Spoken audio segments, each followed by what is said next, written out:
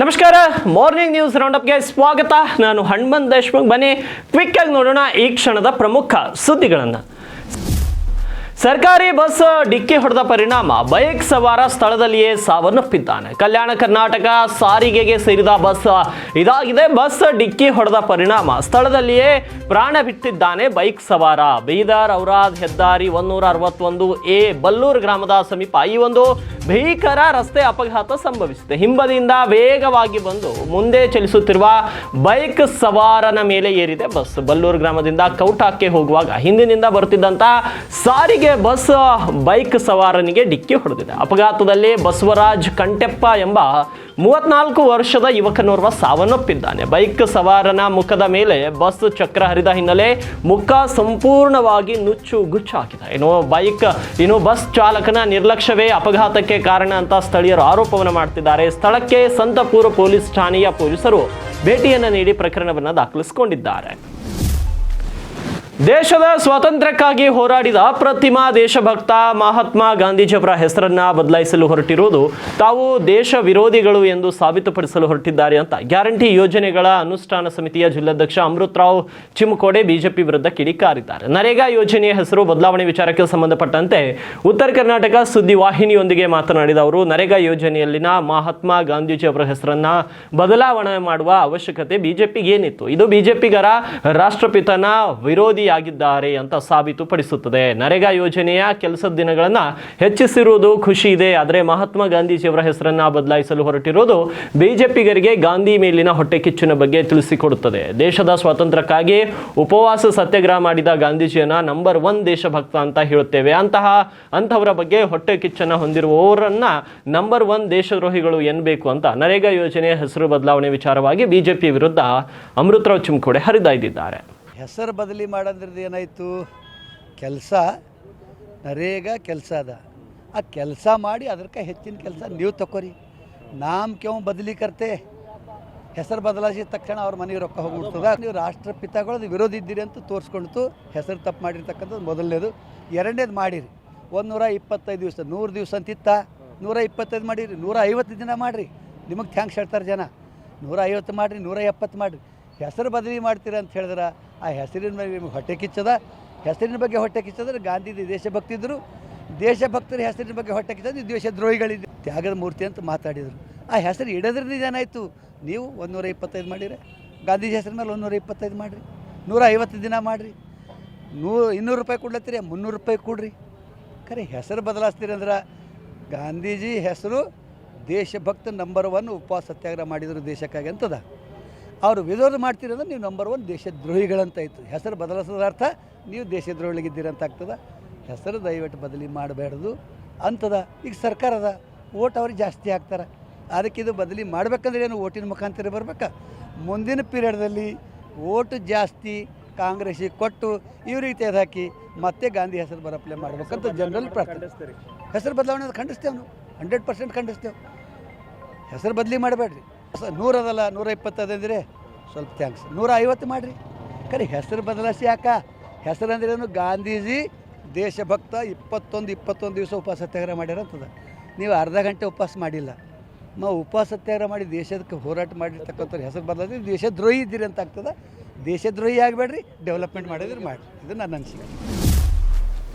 ಭಾಲ್ಕಿ ಪಟ್ಟಣ ಸೇರಿದಂತೆ ತಾಲೂಕಿನಾದ್ಯಂತ ಎಳಮಸೆ ರೈತರು ಶ್ರದ್ಧೆ ಭಕ್ತಿಯಿಂದ ಆಚರಿಸಿದರು. ಶುಕ್ರವಾರ ಬೆಳಗ್ಗೆ ಸೂರ್ಯೋದಯ ಆಗ್ತಿದ್ದಂತೆ ಎಲ್ಲ ರೈತರು ಬಜ್ಜಿ, ಬುಟ್ಟಿ, ಅಂಬಲಿ, ಗಡಿಗೆಯೊಂದಿಗೆ ಹೊಲಗಳತ್ತ ಹೆಜ್ಜೆ ಹಾಕಿದ್ರು. ನಂತರ ಹೊಲಗಳಲ್ಲಿನ ಜೋಳದ ಕಳಿಕೆಯಿಂದ ಸಿದ್ಧಪಡಿಸಿದ ಗುಡಿಸಿನಲ್ಲಿ ಲಕ್ಷ್ಮಿಯ ಭಾವಚಿತ್ರವನ್ನು ಇಟ್ಟು ಪಾಂಡವರ ರೂಪವೆಂದು 5 ಕಲ್ಲುಗಳನ್ನಿಟ್ಟು ವಿಶೇಷ ಪೂಜೆಯನ್ನು ಸಲ್ಲಿಸಿದರು. ಬಳಿಕ ನೈವೇದ್ಯ, ಕಾಯಿ, ಕರ್ಪೂರ ಅರ್ಪಿಸಿ ಚರಗ ಚೆಲ್ಲಿ ಭೂತಾಯಿಗೆ ಕೃತಜ್ಞತೆಯನ್ನು ಸಲ್ಲಿಸಿದರು. ಪೂಜೆ ಪ್ರಕ್ರಿಯೆ ಪೂರ್ಣಗೊಳ್ಳುತ್ತಲೇ ಕುಟುಂಬಸ್ಥರು, ಬಂಧು ಬಾಂಧವರು ಸಹ ಪಂಕ್ತಿ ಭೋಜನವನ್ನ ಮಾಡಿದ್ರು. ಬಜ್ಜಿ, ಜೋಳದ ರೊಟ್ಟಿ, ಸಜ್ಜಿ ರೊಟ್ಟಿ, ಕರ್ಜಿಕಾಯಿ, ಅಂಬಲಿ, ಜೋಳದ ಅನ್ನ, ಬದನೆಕಾಯಿ ಪಲ್ಯ, ಹುಗ್ಗಿ ಸೇರಿ ಹಲವು ಬಗೆಯ ಖಾದ್ಯಗಳನ್ನು ಸವಿದು ಖುಷಿ ಪಟ್ಟರು. ಭೋಜನದ ನಂತರ ಮಹಿಳೆಯರು ಜೋಕಾಲಿ ಆಡುತ್ತಾ ಹರಟೆ ಹೊಡೆಯುತ್ತಾ ಕಾಲ ಕಳೆದರು. ತಾಲೂಕಿನಾದ್ಯಂತ ಬಹುತೇಕ ಶಾಲೆಗಳಿಗೆ ಸ್ಥಳೀಯ ರಜೆ ಘೋಷಣೆ ಮಾಡಿದ್ದರಿಂದ ಹೊಲಗಳಲ್ಲಿ ಮಕ್ಕಳ ಕಲರವುದು ಎದ್ದು ಕಾಣಿತು. ಹೊಸ ಬಟ್ಟೆ ಧರಿಸಿ ಮಕ್ಕಳು ಗಾಳಿಪಟ ಹಾರಿಸಿ ಹಬ್ಬದ ಸಂಭ್ರಮ ಹೆಚ್ಚಿಸಿದರು. ಇನ್ನು ಸೂರ್ಯಾಸ್ತ ಆಗುತ್ತಲೇ ರೈತರು ಪಾಂಡವರಿಗೆ ಪೂಜೆ ಸಲ್ಲಿಸಿ ಹಾಲು ಉಕ್ಕಿಸಿ ಬುಟ್ಟಿ ಹೊತ್ತು ಅಂಬಲಿ ಗಡಿಗೆಯೊಂದಿಗೆ ಮನೆಗೆ ಮರಳಿದ್ರು.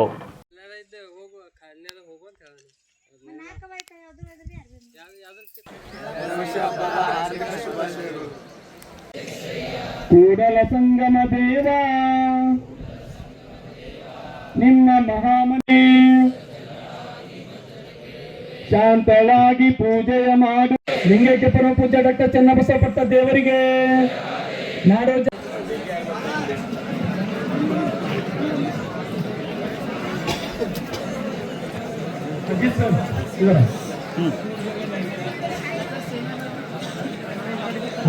एलटीवी बच्चे को उधर बिठाओ।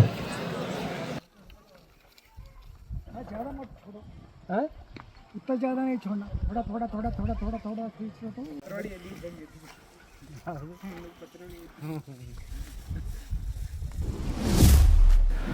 ಇನ್ನು ಕಲ್ಯಾಣ ಕರ್ನಾಟಕ ಭಾಗದಲ್ಲಿ ಸಡಗರ ಸಂಭ್ರಮದಿಂದ ಎಳ್ಳು ಮಾಸಿ ಹಬ್ಬ ಆಚರಣೆ ಮಾಡಲಾಗುತ್ತೆ. ಇನ್ನು ಕಲ್ಯಾಣ ಕರ್ನಾಟಕ ಭಾಗದ ಯಾದಗಿರಿ ಜಿಲ್ಲೆಯ ಅನ್ನ ನೀಡುವ ಭೂತಾಯಿಗೆ ಪೂಜೆ ಸಲ್ಲಿಸಿ ಎಳಮಾಸಿ ಹಬ್ಬವನ್ನ ರೈತ ಕುಟುಂಬಸ್ಥರು ಸಂಭ್ರಮದಿಂದ ಆಚರಣೆ ಮಾಡಿದರು. ಯಾದಗಿರಿ ತಾಲೂಕಿನ ಹೆಡಗಿ ಮುದ್ರಾ ಗ್ರಾಮದಲ್ಲಿ ರೈತರು ಚಕ್ಕಡಿ ಅಂದ್ರೆ ಎತ್ತಿನ ಬಂಡಿಗಳಿಗೆ ತಳ್ಳೀರು ತೋರಣವನ್ನ ಅಲಂಕಾರ ಮಾಡಿ ಅಲಂಕೃತ ಚಕ್ಕಡಿಯಲ್ಲಿ ಮನೆಯಲ್ಲಿ ಮಾಡಿದ ವಿವಿಧ ಭಕ್ಷ್ಯಗಳನ್ನು ಕಟ್ಟಿಕೊಂಡು ಮಹಿಳೆಯರು ಮಕ್ಕಳು ಸೇರಿ ಜಮೀನಿಗೆ ಖುಷಿಯಿಂದ ತೆರಳಿದರು. ಜೋಳದ ಜಮೀನಿನಲ್ಲಿ ಮಹಿಳೆಯರು ಪಂಚಪಾಂಡವರನ್ನ ಪೂಜೆ ಮಾಡಿದ್ರು. ಬಹುತಾಯಿಗೆ ಪೂಜೆ ಸಲ್ಲಿಸಿ ನಂತರ ಜೋಳದ ಬೆಳೆಯಲ್ಲಿ ಚರಗ ಚೆಲ್ಲಿದ್ರು. ರೈತರ ಬೆಳೆ ಸಮೃದ್ಧವಾಗಿ ಬೆಳೆದು ಅನ್ನದಾತರ ಬದುಕು ಹಸನಾಗಲಿ ಅಂತ ಬಹುತಾಯಿಗೆ ರೈತರು ಪ್ರಾರ್ಥಿಸಿದ್ರು. ನಂತರ ರೈತ ಕುಟುಂಬಸ್ಥರು ಭಕ್ಷ್ಯ ಭೋಜನವನ್ನ ಸವಿದರು.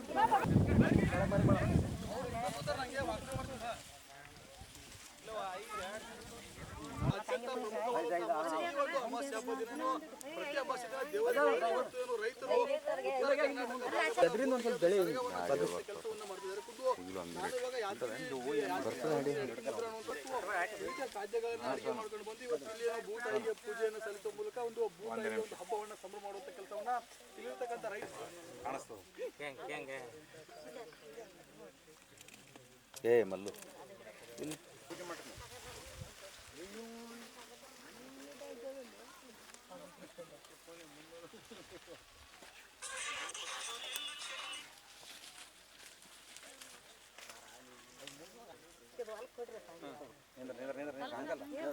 ಪೂಜೆ ಮುಗಿಲಿ ನಮ್ಮಲ್ಲಿ ಒಪ್ಪಂದ ಆಗಿದೆ, ಅದರಂತೆ ನಡೆದುಕೊಳ್ಳುತ್ತೇವೆ. ನಾವಿಬ್ರು ಮಾತನಾಡಿಕೊಂಡಿದ್ದೇವೆ. ಹೈಕಮಾಂಡ್ ಕೂಡ ಒಂದು ಒಪ್ಪಂದಕ್ಕೆ ಬಂದಿದೆ ಅಂತ ಉಪಮುಖ್ಯಮಂತ್ರಿ ಡಿ.ಕೆ. ಶಿವಕುಮಾರ್ ಹೇಳಿದ್ದಾರೆ. ಶುಕ್ರವಾರ ಉತ್ತರ ಕರ್ನಾಟಕದ ಅಂಕೋಲಾ ತಾಲೂಕಿನ ಆಂಗ್ಲೇಯ ಶ್ರೀ ಜಗದೇಶ್ವರಿ ದೇವಸ್ಥಾನಕ್ಕೆ ಆಗಮಿಸಿದಂತ ಡಿ.ಕೆ. ಶಿವಕುಮಾರ್ ಸಂಕಷ್ಟ ಹರಣ ಹಾಗೂ ಇಷ್ಟಾರ್ಥ ಸಿದ್ಧಿ ಕಾಳರಾತ್ರಿ ಎಳುಮಾಸೆ ಮಾಲೆ ಪೂಜೆಯಲ್ಲಿ ಪಾಲ್ಗೊಂಡಿದ್ರು. ಬಳಿಕ ಮಾತನಾಡಿದ ಅವರು, ಶುಕ್ರವಾರ ಮಧ್ಯಾಹ್ನ 1 ಗಂಟೆಗೆ ಆಗಮಿಸಿದಂತ ಡಿ.ಕೆ. ಶಿವಕುಮಾರ್ ಸುಮಾರು 1.5 ಗಂಟೆಗಳ ಕಾಲ ಪೂಜಾ ಕಂಕರ್ಯಗಳಲ್ಲಿ ಭಾಗಿಯಾಗಿದ್ದರು. ಪೂಜಾ ಕಾರ್ಯದ ನಂತರ ಉಪಮುಖ್ಯಮಂತ್ರಿ ಡಿ.ಕೆ. ಶಿವಕುಮಾರ್ ಮಾಧ್ಯಮ ಪ್ರತಿನಿಧಿಗಳೊಂದಿಗೆ ಮಾತನಾಡಿ, 5 ವರ್ಷಗಳ ಹಿಂದೆ ಈ ಸ್ಥಳಕ್ಕೆ ಬಂದು ಕುಟುಂಬದ ಕೆಲಸಕ್ಕೆ ಪ್ರಾರ್ಥನೆ ಮಾಡಿದ್ದೆ, ಅದು ಈಡೇರಿತ್ತು. ಮತ್ತೆ ಇಲ್ಲಿಗೆ ಬರುತ್ತೇನೆ ಎಂದಿದ್ದೆ, ಬಂದಿದ್ದೇನೆ. ತಾಯಿ ಜಗದೀಶ್ವರಿ ಆಶೀರ್ವಾದ ಮಾಡು ಎಂದು ಕೇಳಿಕೊಂಡಿದ್ದೇನೆ. ತಾಯಿ ನನ್ನೊಂದಿಗೆ ಮಾತನಾಡಿದ್ದಾಳೆ, ಶುಭ ಸೂಚನೆ ಕೂಡ ನೀಡಿದ್ದಾಳೆ ಎಂದರು. ಇನ್ನು ಬೆಳಗಾವಿಯಲ್ಲಿ ಮುಖ್ಯಮಂತ್ರಿ ಸಿದ್ದರಾಮಯ್ಯ ಅವರು ಅಧಿವೇಶನದಲ್ಲಿ ಮಾತನಾಡುವಾಗ, ಮುಖ್ಯಮಂತ್ರಿ ಕುರ್ಚಿ 2.5 ವರ್ಷ ಅಂತ ಯಾವುದೇ ಒಪ್ಪಂದ ಆಗಿಲ್ಲ, ನಾನೇ 5 ವರ್ಷ ಮುಖ್ಯಮಂತ್ರಿಯಾಗಿ ಮುಂದುವರಿತೇನೆ, ಹಾಗೆ ಹೈಕಮಾಂಡ್ ಕೂಡ ನನ್ನ ಪರವಾಗಿದೆ ಅಂತ ಹೇಳಿಕೆಗೆ ಪ್ರತಿಕ್ರಿಯಿಸಿದ ಡಿ.ಕೆ. ಶಿವಕುಮಾರ್, ಅವರು 5 ವರ್ಷ ಮುಖ್ಯಮಂತ್ರಿಯಾಗಿ ಇರಲ್ಲ ಎಂದು ಹೇಳಿಲ್ಲ, ಹಾಗೆ ಹೈಕಮಾಂಡ್ ಕೂಡ ಅವರ ಪರವಾಗಿ ಇಲ್ಲ ಅಂತ ಹೇಳಿಲ್ಲ. ಹೈಕಮಾಂಡ್ ಸಿದ್ದರಾಮಯ್ಯ ಪರವಾಗಿ ಇದ್ದದ್ದಕ್ಕೆ ಅವರು ಸಿಎಂ ಆಗಿದ್ದಾರೆ. ನಮ್ಮಲ್ಲಿ ಒಪ್ಪಂದ ಆಗಿದೆ, ಅದರಂತೆ ನಡೆದುಕೊಳ್ಳುತ್ತೇವೆ. ನಾವಿಬ್ಬರು ಮಾತನಾಡಿಕೊಂಡಿದ್ದೇವೆ. ಹೈಕಮಾಂಡ್ ಕೂಡ ಒಂದು ಒಪ್ಪಂದಕ್ಕೆ ಬಂದಿದೆ ಅಂತ ತಿಳಿಸಿದ್ದಾರೆ. ರಾಜ್ಯದ ಎಲ್ಲೆಡೆ ಶೀತದ ಅಲೆಯ ಪ್ರಭಾವ ತೀವ್ರವಾಗಿದೆ. ಚಳಿಯ ಪ್ರಭಾವದಿಂದ ಜನಜೀವನ ಮುದುಡಿಕೊಂಡಿದೆ. ಬೆಂಗಳೂರಿನಲ್ಲಿಯೂ ಕೂಡ ಮೈ ಕೊರೆಯುವ ಚಳಿ ಜನರನ್ನ ಬೆಂಬಿಡದೆ ಕಾಡುತ್ತಿದ್ದು, ಮೋಡ ಮುಸುಕಿದ ವಾತಾವರಣವಿರಲಿದೆ ಅಂತ ಇಲಾಖೆ ತಿಳಿಸಿದೆ. ಕಲಬುರಗಿ, ರಾಯಚೂರು ಸೇರಿದಂತೆ 5 ಜಿಲ್ಲೆಗಳಿಗೆ ಆರೆಂಜ್ ಅಲರ್ಟ್ ಅನ್ನು ಘೋಷಿಸಿರುವಂತಹ ಇಲಾಖೆ 10 ಜಿಲ್ಲೆಗಳಿಗೆ ಯೆಲ್ಲೋ ಅಲರ್ಟ್ ಘೋಷಿಸಿದೆ. ಬೀದರ್, ಕಲಬುರಗಿ, ರಾಯಚೂರು, ವಿಜಯಪುರ, ಯಾದಗಿರಿ ಜಿಲ್ಲೆಗಳಲ್ಲಿ ಚಳಿಯ ಪ್ರಮಾಣ ಹೆಚ್ಚಾಗಿದ್ದು ಆರೆಂಜ್ ಅಲರ್ಟ್ ಘೋಷಿಸಲಾಗಿದೆ. ಇನ್ನು ಬೆಳಗಾವಿ, ಬಾಗಲಕೋಟೆ, ಕೊಪ್ಪಳ, ಗದಗ, ಧಾರವಾಡ, ಹಾವೇರಿ, ಬಳ್ಳಾರಿ, ದಾವಣಗೆರೆ, ಚಿತ್ರದುರ್ಗ, ಶಿವಮೊಗ್ಗ ಶಿವಮೊಗ್ಗ ಜಿಲ್ಲೆಗಳಿಗೆ ಯೆಲ್ಲೋ ಅಲರ್ಟ್ ಅನ್ನು ಸೂಚಿಸಿದೆ. ಇನ್ನು ದಕ್ಷಿಣ ಒಳನಾಡಿನ ಬಳ್ಳಾರಿ, ಬೆಂಗಳೂರು ಗ್ರಾಮಾಂತರ, ಬೆಂಗಳೂರು ನಗರ, ಚಿಕ್ಕಬಳ್ಳಾಪುರ, ಚಿತ್ರದುರ್ಗ, ದಾವಣಗೆರೆ, ಕೋಲಾರ, ಮಂಡ್ಯ, ರಾಮನಗರ, ಚಿಕ್ಕಮಗಳೂರು, ಶಿವಮೊಗ್ಗ, ಹಾಸನ, ಕೊಡಗು, ಚಾಮರಾಜನಗರ, ಮೈಸೂರು ಸೇರಿದಂತೆ ಇತರ ಕಡೆಗಳಲ್ಲಿ ಒಣ ಹವೆ ವಾತಾವರಣ ಇರಲಿದೆ. ಉತ್ತರ ಒಳನಾಡು ಭಾಗದ ಜಿಲ್ಲೆಗಳಾದ ಬೆಳಗಾವಿ, ಬೀದರ್, ವಿಜಯಪುರ, ಬಾಗಲಕೋಟೆ, ಹಾವೇರಿ, ಗದಗ ಸೇರಿದಂತೆ ಈ ಕಡೆಗಳಲ್ಲಿ ಕಳೆದ ಹಲವು ದಿನಗಳಿಂದ ಒಣ ಹವೆಯ ವಾತಾವರಣವಿದ್ದು ಇಂದು ಕೂಡ ಅದೇ ರೀತಿ ಮುಂದುವರಿಯಲಿದೆ ಅಂತ ಹವಾಮಾನ ಇಲಾಖೆ ತಿಳಿಸಿದೆ. ರೌಡಿ ಶೀಟರ್ ಬಿಕ್ಲು ಶಿವನ ಹತ್ಯೆ ಕೇಸ್ನಲ್ಲಿ ಮಾಜಿ ಸಚಿವ ಭೈರತಿ ಬಸವರಾಜ್ಗೆ ಸಂಕಷ್ಟ ಎದುರಾಗಿದೆ. ನಿರೀಕ್ಷಣಾ ಜಾಮೀನು ಕೋರಿ ಮಾಜಿ ಸಚಿವರು ಸಲ್ಲಿಸಿದ ಅರ್ಜಿಯನ್ನ ಹೈಕೋರ್ಟ್ ವಜಾ ಮಾಡಿದೆ. ಇದರ ಬೆನ್ನಲ್ಲೇ ಭೈರತಿ ಬಸವರಾಜ್ಗೆ ಬಂಧನದ ಭೀತಿ ಎದುರಾಗಿದೆ. ಸದ್ಯ ಭೈರತಿ ಬಸವರಾಜ್ ಅಜ್ಞಾತ ಸ್ಥಳಕ್ಕೆ ತೆರಳಿದ್ದಾರೆ ಎನ್ನಲಾಗ್ತಾ ಇದೆ. ಅವರ ನಿವಾಸದಲ್ಲಿಯೂ ಹಾಗೂ ಸದನದಲ್ಲಿಯೂ ಕೂಡ ಭೈರತಿ ಬಸವರಾಜ್ ಕಾಣಿಸಿಕೊಂಡಿಲ್ಲ. ರೌಡಿ ಶೀಟರ್ ಬಿಕ್ಲು ಶಿವ ಕೊಲೆ ಕೇಸ್ ಪ್ರಕರಣದಲ್ಲಿ ನಿರೀಕ್ಷಣಾ ಜಾಮೀನು ಅರ್ಜಿ ವಜಾ ಬೆನ್ನಲ್ಲೇ ಮಾಜಿ ಸಚಿವ ಭೈರತಿ ಬಸವರಾಜ್ ಅಜ್ಞಾತ ಸ್ಥಳಕ್ಕೆ ತೆರಳಿದ್ದಾರೆ ಎನ್ನಲಾಗ್ತಾ ಇದೆ. ಕೆಆರ್ ಪುರದಲ್ಲಿರುವಂತಹ ನಿವಾಸದಲ್ಲಿಯೂ ಕೂಡ ಭೈರತಿ ಬಸವರಾಜ್ ಇಲ್ಲ. ಬೆಳಗಾವಿಯಲ್ಲಿ ನಡೆದ ವಿಧಾನಸಭೆ ಅಧಿವೇಶನದಲ್ಲಿ ಮೊದಲ ವಾರ ಕಲಾಪಕ್ಕೆ ಭೈರತಿ ಬಸವರಾಜ್ ಹಾಜರಾಗಿದ್ರು. ಆದರೆ ಈ ವಾರ ಅಧಿವೇಶನಕ್ಕೆ ಬರದೆ ಕೆಆರ್ ಪುರ ಕ್ಷೇತ್ರದ ಶಾಸಕರು ಗೈರಾಗಿದ್ರು. ಬಿಕ್ಲು ಶಿವ ಕೊಲೆ ಕೇಸ್ನಲ್ಲಿ ಒಳಸಂಚು ನಡೆಸಿರುವ ಆರೋಪ ಎದುರಿಸುತ್ತಿರುವಂತಹ ಭೈರತಿ ಬಸವರಾಜ್ ಮೊದಲು ಪೊಲೀಸರ ವಿಚಾರಣೆ ವೇಳೆ ಸುಳ್ಳು ಮಾಹಿತಿ ನೀಡಿರುವುದು ಪತ್ತೆಯಾಗಿತ್ತು. ಕೊಲೆ ಕೇಸ್ನಲ್ಲಿ ಬಸವರಾಜ್ ಭಾಗಿಯಾಗಿರೋದ್ರ ಬಗ್ಗೆ ಸಾಕ್ಷ್ಯಗಳು ಇವೆ ಅಂತ ಹೈಕೋರ್ಟ್ನಲ್ಲಿ ಎಸ್ಪಿಪಿ ಜಗದೀಶ್ ವಾದಿಸಿದ್ರು. ನಿನ್ನೆ ವಿಚಾರಣೆ ನಡೆಸಿದಂತ ಕೋರ್ಟ್ ಜಾಮೀನು ಅರ್ಜಿ ವಜಾ ಮಾಡಿತ್ತು. ಈ ಹಿನ್ನೆಲೆಯಲ್ಲಿ ಭೈರತಿ ಬಸವರಾಜ್ ಬಂಧನ ಮಾಡಲು ಸಿಐಡಿ ಟೀಮ್ ಮುಂದಾಗಿದೆ ಎಂಬ ಮಾಹಿತಿ ಲಭ್ಯವಾಗಿದೆ. 2025 ಜುಲೈ 15 ರಾತ್ರಿ ಬಿಕ್ಲು ಶಿವನನ್ನ ಹತ್ಯೆ ಮಾಡಲಾಗಿತ್ತು. ಈತನ ನಿಜವಾದ ಹೆಸರು ಶಿವಪ್ರಕಾಶ್ ಅಥವಾ ಶಿವಕುಮಾರ್. ವಯಸ್ಸು 40-45 ವರ್ಷ. ಬೆಂಗಳೂರಿನ ರೌಡಿ ಶೀಟರ್ ಮತ್ತು ರಿಯಲ್ ಎಸ್ಟೇಟ್ ಉದ್ಯಮಿ. ಆತನ ವಿರುದ್ಧ ಭಾರತಿ ನಗರ್ ಪೊಲೀಸ್ ಠಾಣೆಯಲ್ಲಿ 11ಕ್ಕೂ ಹೆಚ್ಚು ಕ್ರಿಮಿನಲ್ ಪ್ರಕರಣಗಳು ದಾಖಲಾಗಿದ್ವು. 2025 ಜುಲೈ 15 ರಾತ್ರಿ ಬೆಂಗಳೂರಿನ ಹಲಸೂರು ಅಂದ್ರೆ ಭಾರತಿ ನಗರ್ ಪ್ರದೇಶದ ಮಿನಿ ಅವೆನ್ಯೂ ರಸ್ತೆಯಲ್ಲಿ ಆತನ ಮನೆ ಬಳಿ 8-12 ಜನರ ಗುಂಪು ಮಾರಕ ಆಯುಧಗಳಿಂದ ಕೊಚ್ಚಿ ಬರ್ಬರವಾಗಿ ಹತ್ಯೆ ಮಾಡಿತ್ತು. ಹತ್ಯೆ ಆತನ ತಾಯಿ ಎದುರೇ ನಡೆದಿದ್ದು ಇನ್ನು ದಾಳಿಯ ವಿಡಿಯೋಗಳು ಸಹ ಬಯಲಾಗಿವೆ. ಬಿಕ್ಲು ಶಿವನ ತಾಯಿ ವಿಜಯಲಕ್ಷ್ಮಿ ದೂರು ಆಧರಿಸಿ ಭಾರತಿ ನಗರ್ ಪೊಲೀಸ್ ಠಾಣೆಯಲ್ಲಿ ಎಫ್ಐಆರ್ ಕೂಡ ದಾಖಲಾಗಿತ್ತು. ನ್ಯಾಷನಲ್ ಹೆರಾಲ್ಡ್ ಪ್ರಕರಣದಲ್ಲಿ ಕೇಂದ್ರ ಬಿಜೆಪಿ ಸರ್ಕಾರದ ತನಿಖಾ ಸಂಸ್ಥೆಗಳನ್ನು ದುರ್ಬಳಕೆ ಮಾಡಿಕೊಂಡಿದೆ ಅಂತ ಆರೋಪಿಸಿ ನಗರದ ಅಂಬೇಡ್ಕರ್ ವೃತ್ತದಲ್ಲಿ ಶುಕ್ರವಾರ ಪ್ರತಿಭಟನೆ ನಡೆಸಿರುವಂತಹ ಕಾಂಗ್ರೆಸ್ಸಿಗರು ಬಿಜೆಪಿಯು ದ್ವೇಷ ರಾಜಕಾರಣ ಮಾಡುವುದನ್ನು ಬಿಡದಿದ್ರೆ ಮುಂದಿನ ದಿನಗಳಲ್ಲಿ ಉಗ್ರ ಹೋರಾಟ ರೂಪಿಸುವುದಾಗಿ ಎಚ್ಚರಿಸಿದ್ರು. ಈ ವೇಳೆ ಮಾತನಾಡಿದ ಕಾಂಗ್ರೆಸ್ ಜಿಲ್ಲಾಧ್ಯಕ್ಷ ಕೇಶವ ರೆಡ್ಡಿ, ಕೇಂದ್ರದ ಬಿಜೆಪಿ ಸರ್ಕಾರ ಜಾರಿ ನಿರ್ದೇಶನಾಲಯ ಮತ್ತು ಸಿಬಿಐನಂತ ಮೊದಲಾದ ತನಿಖಾ ಸಂಸ್ಥೆಗಳನ್ನು ದುರುಪಯೋಗ ಪಡಿಸಿಕೊಂಡು ವಿರೋಧ ಪಕ್ಷದ ನಾಯಕರಿಗೆ ಕಿರುಕುಳ ನೀಡುತ್ತಿದೆ ಎಂಬುದಕ್ಕೆ ಸೋನಿಯಾ ಗಾಂಧಿ ಹಾಗೂ ರಾಹುಲ್ ಗಾಂಧಿ ಅವರ ವಿರುದ್ಧ ಜಾರಿ ನಿರ್ದೇಶನಾಲಯದ ಸುಳ್ಳು ಆರೋಪ ಪಟ್ಟಿಯನ್ನ ನ್ಯಾಯಾಲಯ ತಿರಸ್ಕರಿಸಿದ್ದು ಸಾಕ್ಷಿಯಾಗಿದೆ ಅಂತ ಕಿಡಿಕಾರಿದ್ರು. ನ್ಯಾಷನಲ್ ಹೆರಾಲ್ಡ್ ಪ್ರಕರಣದಲ್ಲಿ ಯಾವುದೇ ಅಕ್ರಮ ನಡೆಯದಿಲ್ಲದಿದ್ರೂ ಕೂಡ ಭ್ರಷ್ಟಾಚಾರ, ಹಣಕಾಸು ಅಕ್ರಮ ವರ್ಗಾವಣೆ ಸೇರಿದಂತೆ ವಿವಿಧ ಆರೋಪಗಳನ್ನು ಹೊರಿಸಿ ಸೋನಿಯಾ ಗಾಂಧಿ ಹಾಗೂ ರಾಹುಲ್ ಗಾಂಧಿ ಅವರನ್ನ ಪದೇ ಪದೇ ವಿಚಾರಣೆಗೆ ಹಾಜರಾಗುವಂತೆ ಮಾಡಿದ್ರು. ಬಿಜೆಪಿ ತನ್ನ ದ್ವೇಷ ರಾಜಕಾರಣವನ್ನು ಕೈಬಿಟ್ಟು ದೇಶವನ್ನ ಕಾಡುತ್ತಿರುವ ನಿರುದ್ಯೋಗದ ಸಮಸ್ಯೆ ಸೇರಿ ಇನ್ನಿತರ ಜ್ವಲಂತ ಸಮಸ್ಯೆಗಳತ್ತ ಗಮನ ಹರಿಸಬೇಕು ಅಂತ ಆಗ್ರಹಿಸಿದ್ರು.